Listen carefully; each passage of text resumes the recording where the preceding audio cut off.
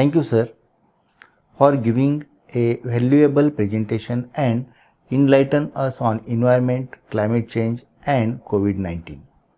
Now, we will move towards second session of the webinar. Friends, we know food, clothing and shelter are the basic needs of human being. Now, it is a need of modern age to add one, and that is the environment and sustainable environment. There is a continuous development in human life, but on the other part, we see there is a degradation of nature and environment. No doubt, there is a development in our life, but it is not sustainable. There is very bad effect on human health. We see there are so many diseases such as swine flu, bird flu and today's coronavirus. These are the challenges to our health, human existence. In developed countries, we see where the natural power of man, that is resistance power of human as compared, is becoming less and less, and science is finding the solution but not succeeded. These viruses and human all are living in the universe created by nature, but human wanted to become more and more luxurious by overcoming on the nature. It is because of that there are tremendous bad effects such as air, water and soil pollution. So we see there are problems like temperature, weather, which destroy our life. It is said sound mind lives in a sound body, but now we have to convert it as sound human being lives in sound nature. And today, nowadays, we lost it. We see there are so many problems like air pollution, water pollution, challenges in weather, unhealthiness, starvation, malnutrition, natural disaster, famine, flood, earthquake, etc., etc. So many natural calamity. How can we face it? In creating man-made country, we lost everything: nature, environment, natural traditional food, pure water, natural clean air, land, monsoon season, continuous falling rain, in the all the cycle of season which control the life and livelihood of human being. For this second session, we have invited very dynamic personality from Tamil Nadu, Dr. K. Balasubramani. Dr. K. Balasubramani is working as assistant professor at Central University of Tamil Nadu since 2017. He started his career in a software company and handled various 3D mapping projects with a capacity of team leader. Later, he moved to Madurai Kamaraj University and served as a guest lecturer until he joined Bharatidasan University as assistant professor in 2011. He is teaching courses related to physical geography, then disaster risk management and geoinformatics to the master and research students. His current research focus is on exploring applications of geospatial technologies in integrated risk management, sustainable land use planning, landscape dynamics and spatial epidemiology. He has presented more than 2 dozens of research papers and won Best Paper Awards. He published more than 20 research articles in reputed earth sciences, environmental and disaster related journals, including ISPRS Journal of Photogrammetry, Anthropological prospection, geological journals, etc., and reviewed more than 20 articles.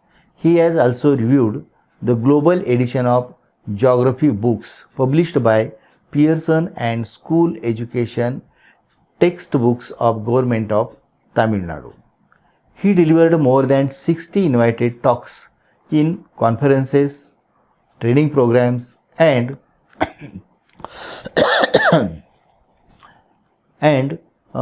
received travel grants from DST, PURSE, ICSSR, and SERB to respectively participate training programs, conferences in Thailand, Sri Lanka, and USA countries.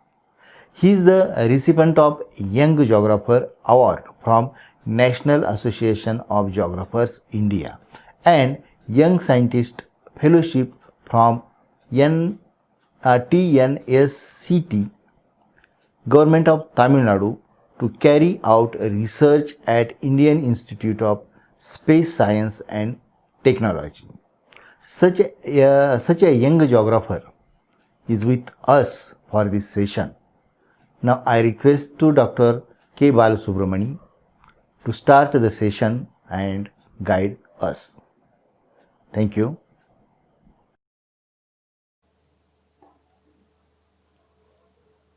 Hello, this is K. Balasubramani from Central University of Tamil Nadu. I am going to deliver a lecture on spatial perspectives of COVID-19 and its impacts. Before lecture, I would like to thank the organizers of this webinar. I would like to thank the head of the Department of Geography, Tara College, for providing me an opportunity to interact with you people.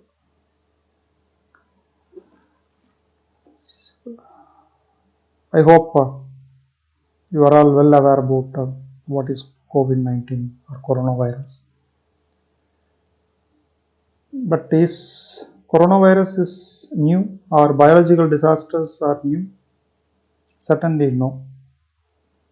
Since 1900, we started recording all the major incidents with the proper data, which shows that since 1900 till 1950, we faced several major biological disasters, which cause loss of life for more than 4 lakhs in certain viral diseases.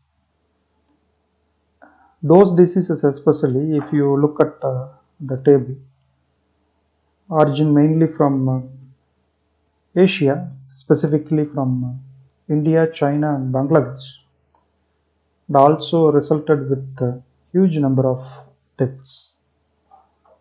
The bar shows that the death caused by biological disasters since 1900 to 2019. You can see in the initial period up to 1930s, 40s, you could find more of deaths than it is in control, around like 1,000, or in certain cases less than 10,000, but not more than like 10,000. Whereas if you look at before 1940s, these are all the like events, disasters, biological disasters, which cause more than 10,000 loss of life.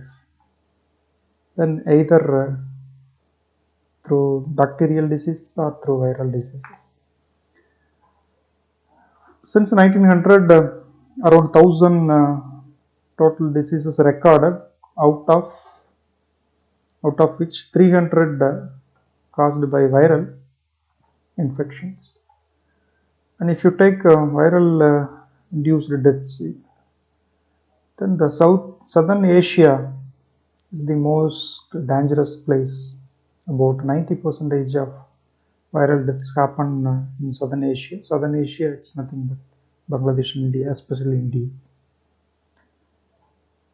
If you take total deaths due to biological disasters, still India or southern Asia contribute significantly to the total deaths, followed by Russian Federation and China. So what I'm trying to say, since 1900 we faced the major disasters, biological disasters. After medical improvement, we somehow controlled. Now it is coming back the cycle. Even though we have sophisticated medical facilities, but still we are facing more than a lakh loss of life due to this coronavirus. Especially after 2000, since 2003, at least 5 new corona human viruses have been identified, which affects especially children and old age people. Okay, fine. Come to the topic on spatial perspectives of COVID. We are all well aware about that epidemiology is a discipline which handle the disease mapping or disease study or disease pattern characteristics and so on. Within this epidemiology, disease mapping is one of the important component now, which is widely adopted in epidemiology and public health research and leads to a new domain called spatial epidemiology, which is nothing but the health data indexed with the geographical values with respect to demographic, environmental, behavioral, socio-economic and infectious risk factors. Thanks to recent advances in the field of geospatial technologies, which created a wide variety of opportunities for epidemiologists, health geographers, even general public health investigators to work at different levels, at world level, continental level, regional level, and local level also. Now we are using the spatial perspectives. The father of, sometimes we used to say, the father of spatial perspectives or spatial analysis or GIS, John Snow, who also called as father of modern epidemiology. He dealt a famous case in 1850s in London, Broad Street region. This is that area. At the time, the cholera was poorly understood and massive outbreaks happened, especially in industrial cities. The outbreak in London, it's one of the typical at the time and caused a lot of deaths. He somehow mapped all the futures of that locally, and he looked at that cholera deaths happened in certain region. It's coincided with certain streets, and he found that or sensed that a pump which is located in a particular street may be a reason for a cholera deaths, and he removed the handle of the pump. This is the pump originally, now you can witness there. Then once this pump disabled, then the outbreak subsided and the problem resolved. Then the news spread throughout the world, and the power of spatial analysis understood by many people. Even someone teaching GIS first would like to say this story because of that spatial perspectives. So that's why we rightly called him as a father of GIS. So this is what spatial perspectives can help even in biological disease outbreaks, even though it's meant for different purposes later on, but still we are widely using it. After around 170 years, we are using almost the similar logic of spatial analysis. But now the sophisticated instruments give us a wide platform to utilize, to disseminate, and to explore, and to analyze. If you search it in Google, just put COVID-19 dashboard, it lists out or pops out hundreds of dashboards which are all lively monitoring the COVID cases, mapping at world level, continental level, local level, even community level also. There are sites which used widely for understanding the spatial perspectives. World Health Organization also recognized the power of spatial perspectives, and they have also maintaining a COVID dashboard in which they are documenting almost the spread of diseases in all possible manner. Initially, it started in Asia, especially in China. Then it spread throughout the world. Now Americas lead the table, but of course it is a dynamic. Then certainly again Asia will dominate the case. Not only just a dashboard for the world cases, even region wise also they are closely monitoring. You can see the curve. Almost majority of the European countries already attained the peak, and now it is in declining trend, including Italy, Spain, or Germany, France. But if you look at India, our curve earlier almost flat, now it's started rising. Not only India, even Brazil also, it is in critical situation. Russia also recently saw a spike in its curve, and US almost now becoming a declining trend. So this is very important region-wise look at how this disease is spreading and impacting people, so that we can think of different controlling or mitigation measures. You can find a lot of dashboards for each and every country. One of the best dashboard early developed is John Hopkins dashboard, especially for US in particular, even world for general. So they collected the data lively and incorporating it and showing tremendously spatial perspectives of COVID-19 cases. Why it is important? Say, for example, if you look at this another map, which is got it from Immigration Explorer.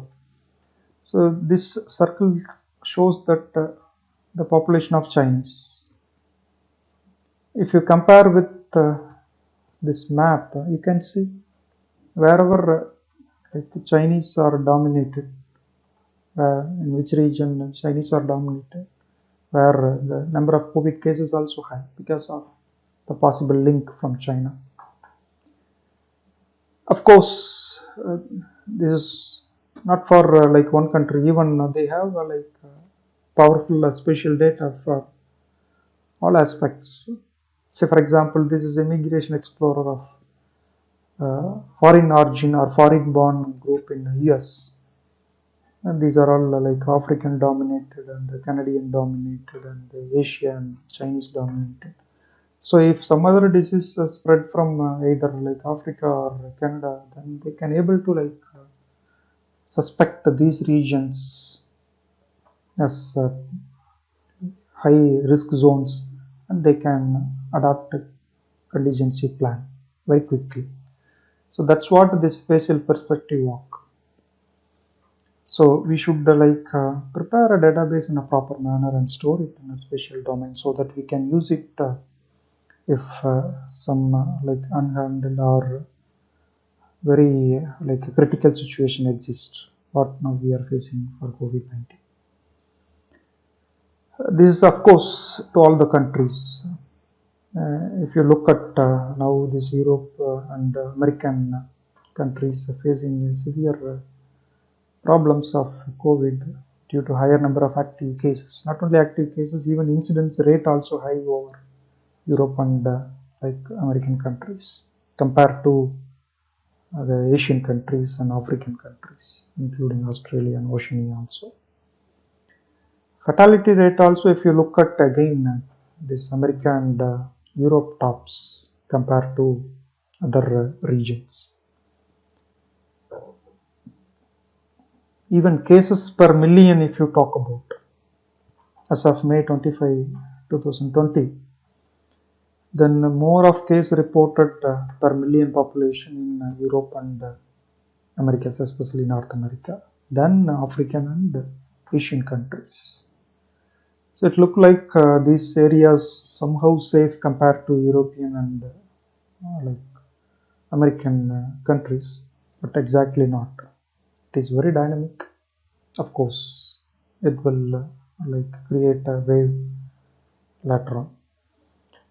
If you look at the death also, the deaths per million people also very high over Europe and Americas, especially North America. So because of why? Because of the increased or a higher level of life expectancy compared to other countries. This color indicates the life expectancy is more than 85 years on average. So here the old age people are higher, more than like 60-70 years people are higher, which means those people are very vulnerable and which leads to higher death toll compared to the Africa and Asian countries where middle-aged people are higher. In an initial slide I told you that the biological disaster was very prevalent until 1950s. But thereafter, if you look at we improved medical facilities and life expectancy increased throughout the world. And of course, it is projected to have higher life expectancy throughout the world. So what would happen?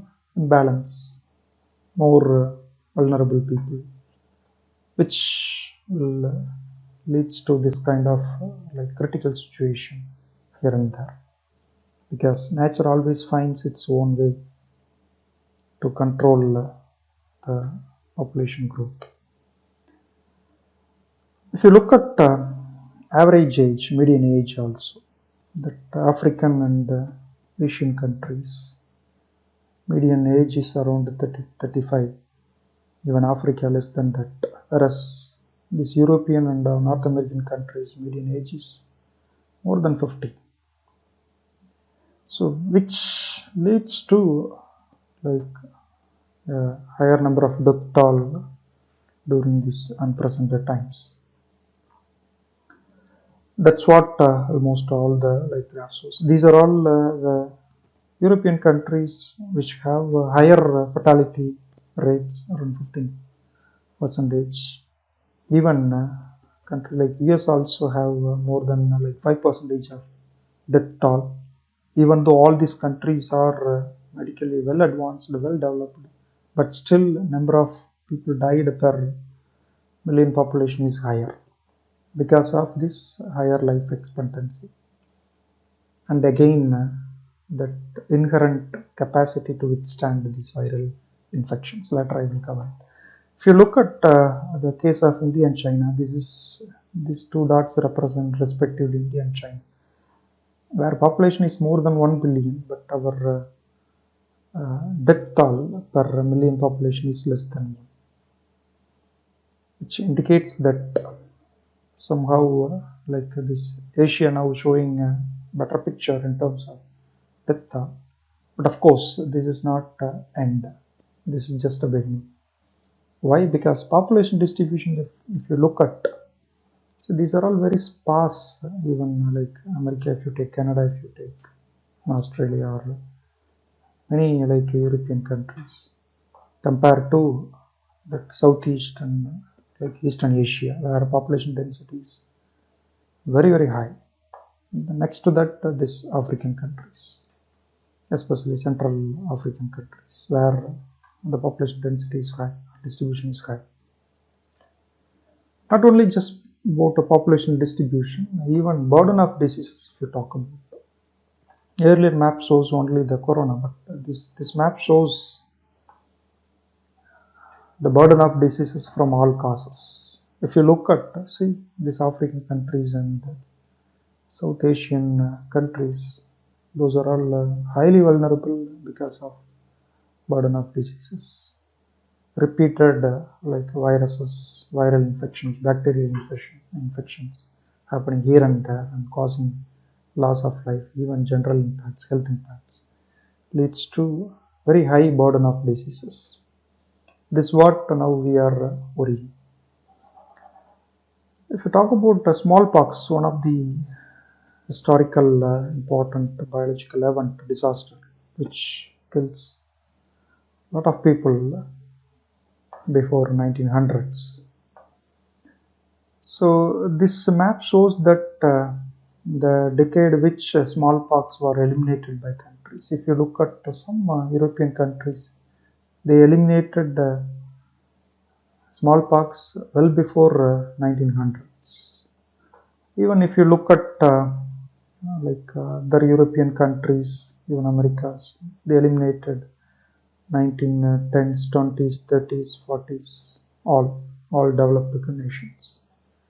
But if you look at India, African countries and South American countries, we eliminated around 1970s, which means that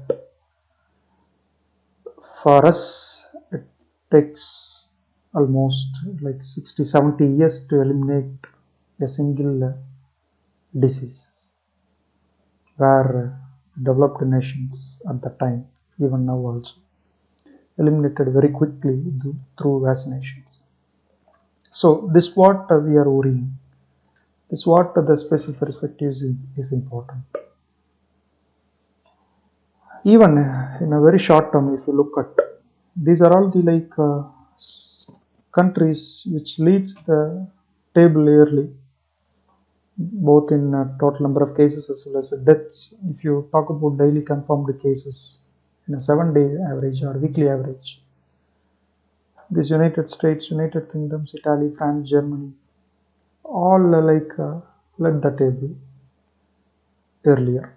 But now the curve declining, the curve is bending down, which means that they are controlling the situation. But whereas if you look at the countries like Bangladesh, Chile, India, Mexico, Brazil, all are developing countries with high population density. The curve shows that it is an increasing trend still, which means that we are still maintaining that gap. Earlier in several decades, now we are reducing into months or days in terms of COVID, but still we have to face a situation like what faced by European and other developed countries. Why so? Say for example, this is a statistics which shows that development assistance received from developed countries, especially for health improvements. This is the case of 2000. Again, if you take the statistics of 2017, either 2000 or 2017, still this African and Asian countries, South Asian countries, including India, we are still receiving a fund for improvement of our health sector or health infrastructure. From where? From multiple sources, especially from developed countries, including USA, Germany, France, Canada, Australia, and billionaires from these countries, all routed through different agencies, including World Banks, Development Banks, European Commissions, and it's spending for controlling or eliminating different diseases. Now this is the critical situation. These are all the suppliers, these developed countries. These are all receivers. Now suppliers suffered a lot. Then what about the receivers? This is one aspect. The second aspect, if you look at, due to this globalized economy, I'm not expert in economy, but a general per se, I would like to share something. If you look at GDP, gross domestic product per person, before like 2006 or 2006, then that American and European situation is about 5% of increase or like annual change. But due to this 2007-8 global recession started in the US and spread to almost all European countries through international banks, which like create a huge economic losses to developed countries, as well as the countries which depended on developed countries. So you can see almost in 2008, most of the European countries and North America suffered due to this global recession. 2009, if you look at America recovered quickly, Britain recovered quickly, some of the European countries recovered quickly, but the transformed recession to other countries, especially South American, Russia and African countries, especially Middle East countries. You can see, so one sector in one country is affected, then which affects other sectors in other countries. That's what happened in like 2007-8, and we call it as global recession. After 10-12 years, we put fight and we somehow managed and come out that recession to the level of before 2006, and we have almost majority of the countries with a positive trend. Again, the countries like South Asian countries having a higher GDP growth rate, which is a positive sign for the developing countries, especially South Asian countries. But now what happened? So due to this COVID, again this perspective will change, and almost no doubt about it, everyone going to suffer it, but these regions, African countries and South Asian countries, will suffer still further because of double side issues or impacts. One is our own economic recession, another one is this global like impacts.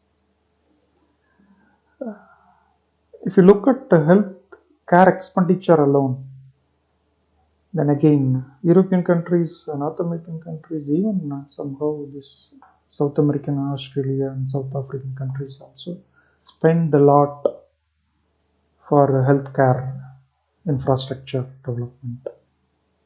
This is what the statistics of 2014, the share of GDP towards the health sector. Even though they spend health more like a GDP for health related policies or programs or plans or infrastructure development, still they are facing a lot of issues. What happened?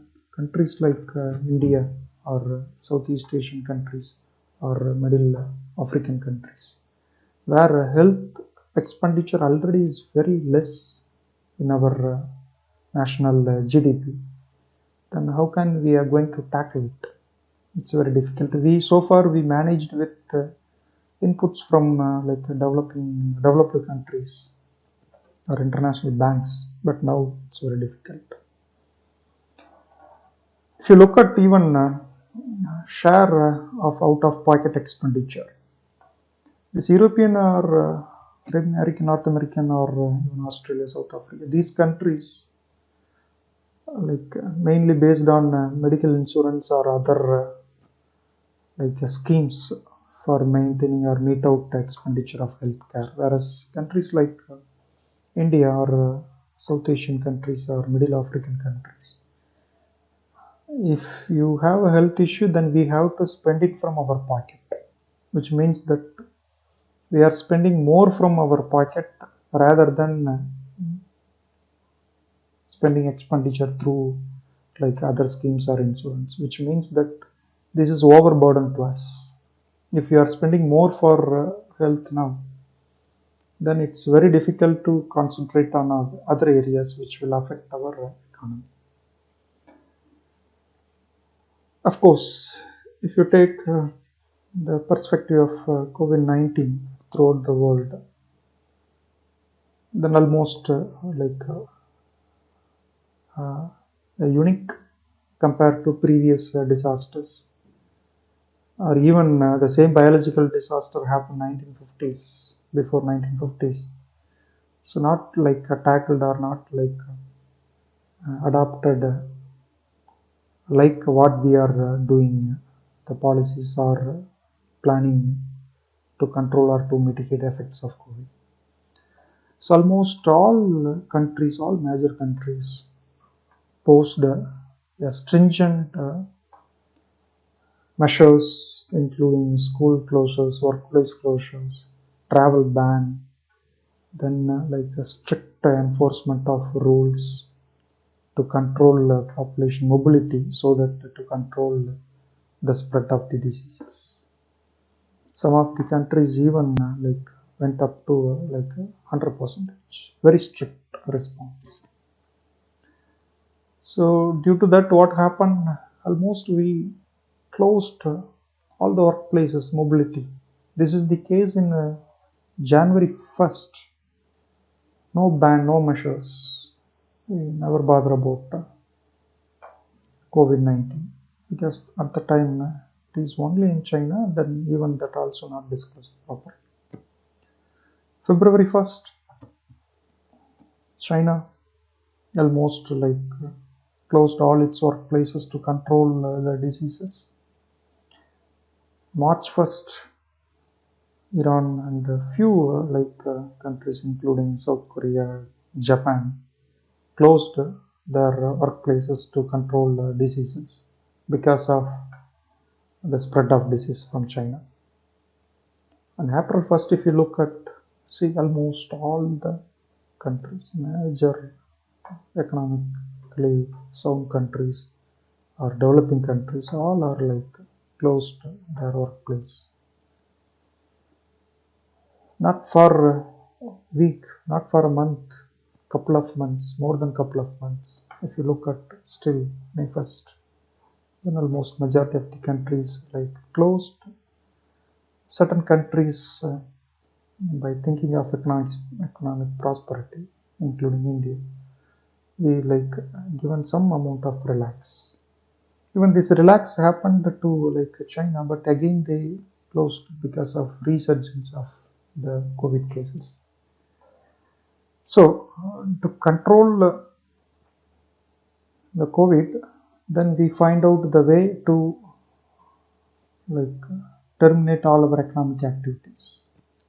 We terminated all our public transport also. If you look at this like figure, almost majority of the South Asian countries, then South American countries, African countries, now in May 25, then closed public transport. It's restricted, almost most like prohibit most using it. School, if you talk about most majority of the countries, excluding few island nations or few small populated nations, most all the countries close the schools, and we don't know when we are going to open back. So these are all the like major impacts which COVID's induced, which is very unique compared to previous disasters, even previous biological disasters before 1950s. And another major area of worry is the childhood mortality. Of course, compared to like European countries or American countries. Then this Africa and Asia have a higher childhood mortality before COVID. This is the percentage which shows that around like 10 percentage we have childhood mortality, mainly due to like childhood malnutrition. So this economic losses, which means that this marginalized people will suffer. Marginalized people will suffer means their family will suffer. Then the poor people will suffer. The malnutrition will increase, which will affect or which will create a childhood mortality. So this is a chain of like actions or cascade effects. So this is also we have to like concentrate. Again, sometimes we don't have like appropriate measures to overcome. We are trying our level best, but we are seeking assistance from developed countries. Now developed countries also suffered. So what would happen? So we have to think of one more dimension. Now we are sending a proposal to ICSR. This missing vaccination due to COVID process, because we somehow managed many diseases because of proper vaccinations. But if you are closing the hospitals or like public health areas for more than 2 months, 3 months, within that period certain important vaccines may be missed out, which will affect later as a future burden. So all these aspects we have to think of, especially through a spatial domain, so that we can understand. So this what we believed before COVID. These are all the likelihood and impact of global potential risk, where we placed infectious diseases like biological disasters. Here somehow less likelihood. We know it is highly impactful compared to this is the average risk. Because of before 1950s, several diseases killed lakhs of people. So impact is great, but likelihood is less. That's what we estimated, whereas we estimated that climate change, climate action, extreme weather, natural disaster, biodiversity loss, these are all the major threats in the current scenario. But this aspect will change thereafter. Again, spatially will change in different countries in a different manner, because certain countries have a very minimal disaster impacts so far, even number of people killed by disaster. But now that the scenario is different, so we have to rethink of that biological disasters, and accordingly we have to put our planning strategy with the inputs of spatial perspectives in the right manner. So far I discussed the spatial perspective or these geospatial techniques in a world level, but this perspective, this modeling, this approach is applicable to all levels: country, state, local, regional levels, to reduce the outbreaks, identify the cause for outbreaks, helps control the increasing disease burden, improve public health surveillance. We can do exposure modeling. We can also explore and characterize disease pattern, all possible with the help of these geospatial technologies. With a few examples I would like to explain.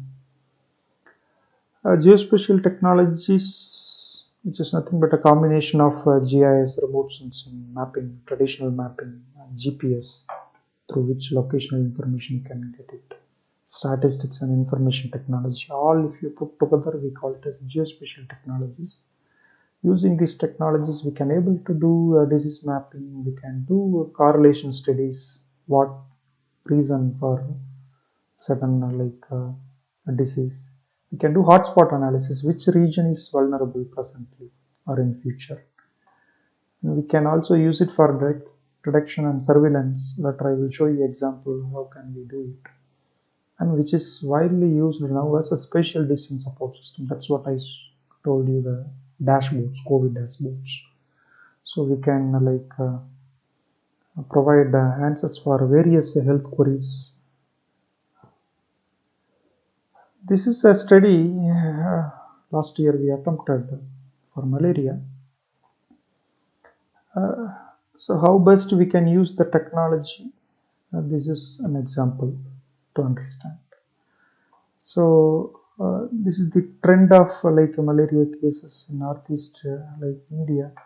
Certain states in declining trend, certain states in cyclic trend. And again, a district level analysis also we did, and we found that the certain regions are still a hotspot, which means more number of malaria cases reported. So that we can find out a very narrow, precise regions for targeted interventions of disease at regional or state level, so that we can able to identify the area where more focus is required. We can also correlate with various geographical factors, because natural factors always play a major role in disease spread, so that we can correlate it with the help of these geospatial technologies. So one way now we find out called a spatial autocorrelation, combining or marrying GIS and the statistics together, so that we can able to find out the spatial correlation of geographical factors with the diseases, which always proves to be an effective way for mitigating and eradicating diseases, especially in tropical regions, because here public health surveillance is very poor compared to developed countries. So this kind of our correlative studies may help a lot. And this what now we widely using GIS for detecting the COVID cases, positive cases, and controlling our contingent the places to identify containment zones also. So we can map it with the help of big data analytics through GIS, and we can locate it which regions is vulnerable presently, so that we can target those regions and we can control it, rather than go for a national or world level closure of economic activities, which leads to economic problems, what I pointed out earlier. This what China did exposure analysis of patient spatial trajectories. They identified, they monitored each and every positive patient, their locations, everything they pooled together through dynamic information query systems at different scales, at regional level, district level, or even community level. They monitored precisely and added into a database, and those databases later used for identifying clusters. This what they did, they identified low incident regions and high incident regions. This dark size of the dot shows the incidence rate from low to high, and the color shows that proportion of inflow of population with positive cases. Then they find out the areas, they demarcate the regions like first ring, second ring, third ring. So within first ring, very strict measures, no movement at all, closure of all economic activities. Whereas outside the second ring, then you can give liberal policies, so that the economy functions somehow in some areas to manage the situation in a balanced way. So we can use this spatial perspectives at a different level, so that we can control the diseases. So far we thought that the climate change is the major vulnerable factor. Of course, climate change impacts will not be uniform, especially low-income countries likely to be most affected by the health impacts of climate change. But not only climate change, even various aspects we have to think of. We have to go in a comprehensive manner.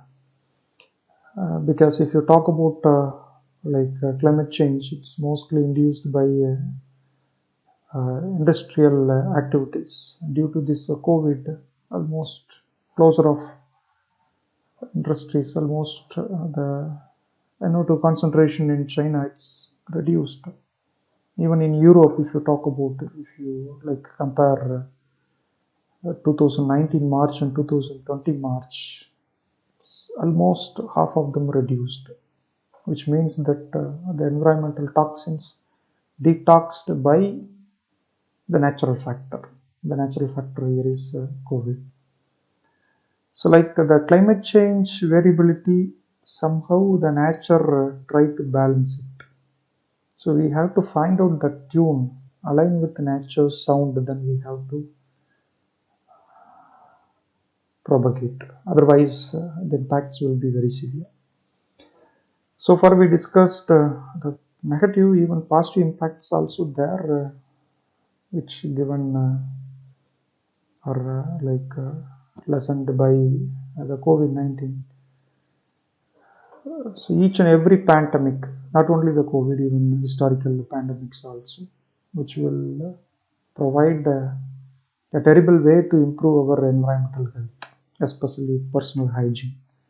So now many people learned about it, then they will try to follow it. And this is one of the positive impact due to COVID. Improved air quality.